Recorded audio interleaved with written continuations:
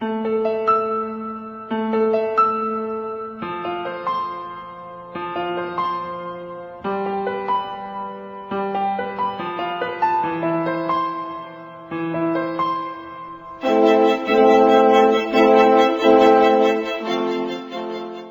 the words of my mouth and the meditation of all our hearts be acceptable to you, O Lord, our strength and our Redeemer. Amen. We have another piece of an infancy narrative of the life of Christ. And like many of the infancy narratives in Matthew and Luke, ordinary obligation mingles with novelty. Something that men and women do periodically because they're forced to, mingles in with things that they have never seen before.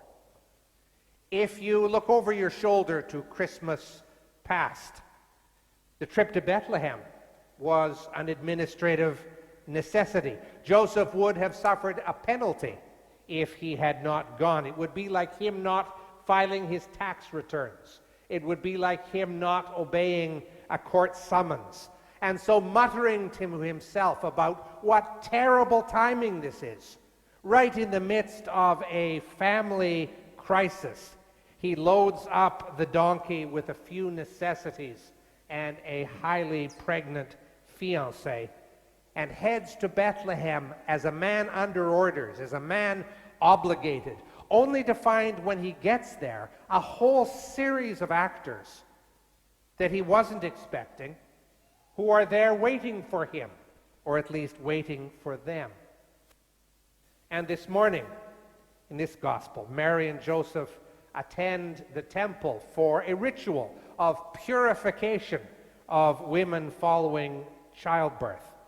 It's one of those things you just do because it's part of your religious tradition.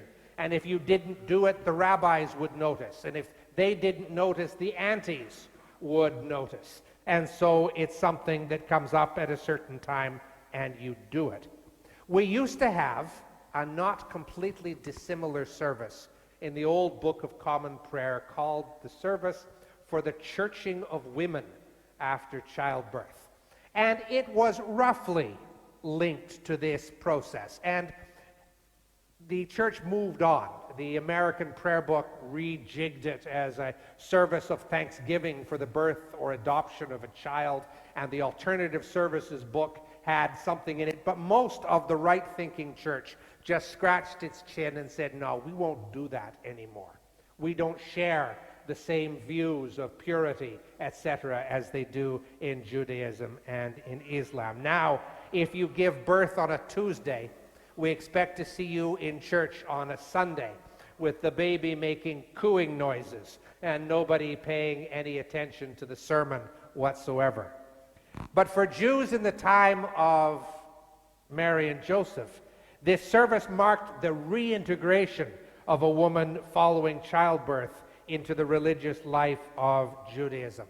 And this religious obligation brought the family to church, brought the family to the temple, at a time when they met two very ancient people who had been waiting for them for a very long time. And so Mary and Joseph and Jesus are there by obligation. Anna and Simeon are there because of expectation and have been waiting for these three for a long time. This amalgamation of obligation and grace is a part of our lives too. You could think of it as a sort of stitching that stitches your page into the book. It draws you into the life of a community. It draws you into your family history. And you at various times in your life may well have balked at being dragged by the scruff of your neck to so many things. But I want you to think of it also as the form of stitching your page into the book in such a way as that stitching forms a hinge upon which the page can turn. In the Greek church, in the tradition of the East, this feast of the presentation is called the Feast of the Hupapante, which is the encounter. And they put great faith in the idea that this is the New Testament meeting the Old. Here you have Simeon and Anna cradling this child within the temple in Jerusalem, representing all of the hopes and aspirations of the old. And you have Jesus in their arms representing the New Testament. The page turns.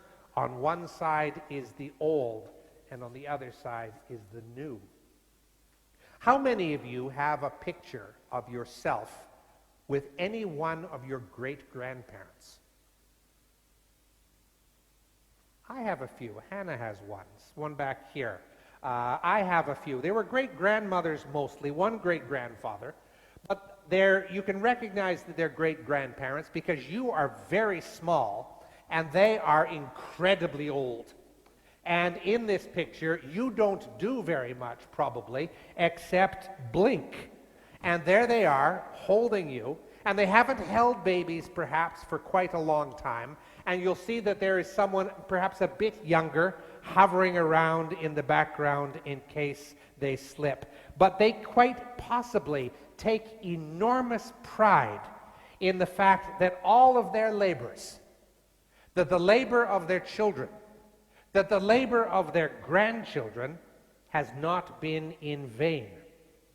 Through failing vision and sore joints, they are beaming.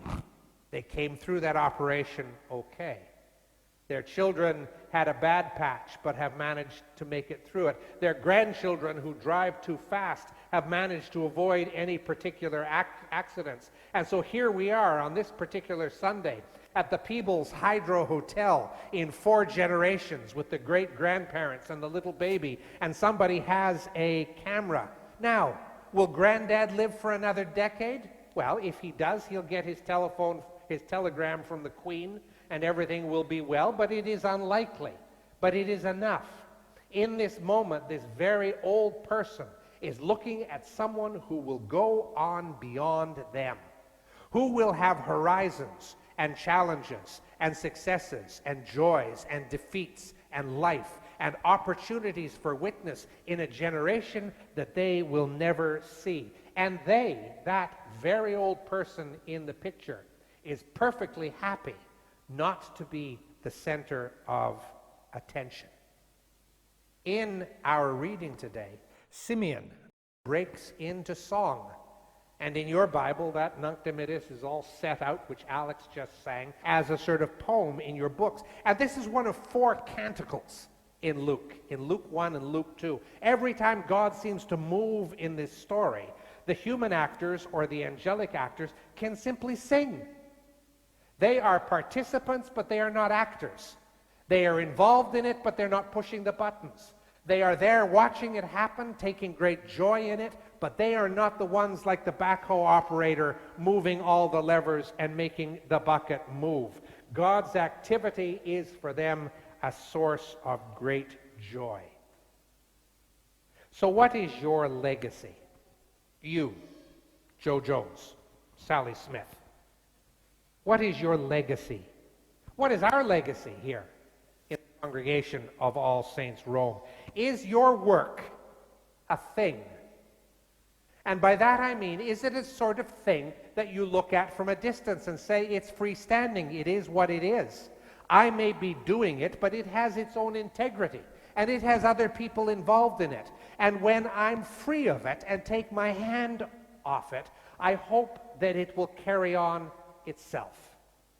In one of my churches in Montreal, we had an older person who ran the refugee clothing depot down in the basement of the church. She had been a nurse at Normandy. She landed on the beach D-Day +2. And I think that when Adolf heard that this lady had landed on the beach, he knew that it was all over. She was a fearsome person. And the little girl, she didn't think much of small children. And so the young people in the congregation, including my daughter, of course, grew up in the shadow of this person, who was a fearsome lady. She spoke to every refugee in Spanish, whether they spoke Spanish or not. And she ran the refugee clothing depot the way she wanted to run it. And it was an amazing ministry in the city of Montreal. People depended on it. And eventually, when we had to sit down with her, because she was well into her 80s at this point in time, and say to her, how will we pass this on to someone else? Her line was, nobody else can do the job I do. And basically, we got from her the clear and unadulterated statement that this particular ministry at the Church of the Advent in Montreal would cease on the day she stopped it. What is your legacy? What is the legacy of your work? Do you mentor and midwife other people into the work that you're doing? Do you take care of younger people in such a way that they shall take the reins from your hand and lead when you step back? Or are you so tied into your work that it is yours? The men and women of the New Testament were in the presence of things that were enormous, that represented the great turning of the page, that represented God putting his spade into the soil of the earth to begin to grow something different. And men and women left their jobs. They left their families.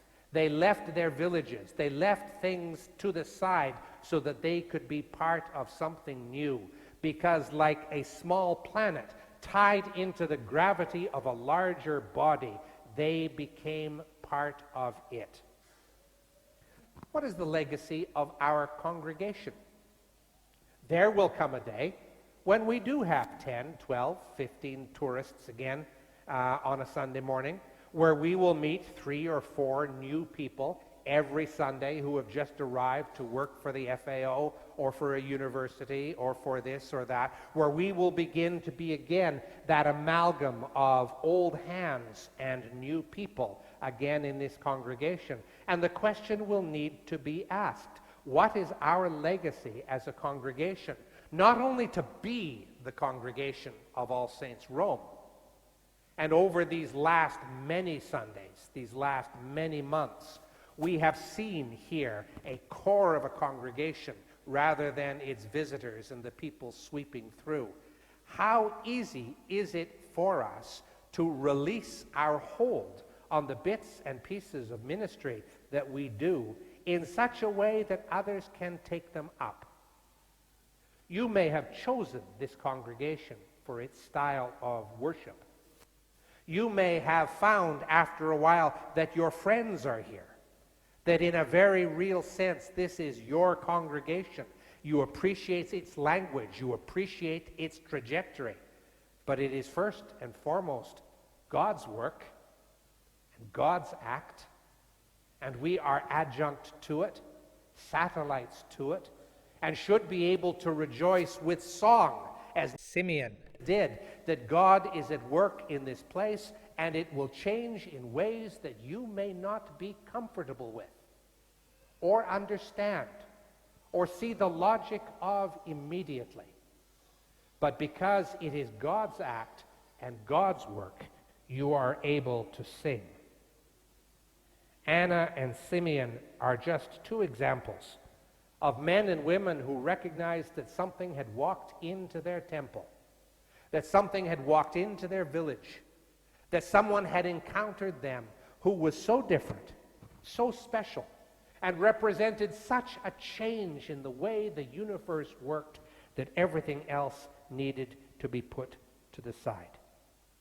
You do know that things will move beyond you, and they will either be torn from your fingers or released with joy. God will not waste your efforts, not in your work, not in your relationships, not in your church, but it will take a life of its own in ways that you cannot imagine. And God desires greatly to see from you rejoicing on that day. Would you bow your heads with me?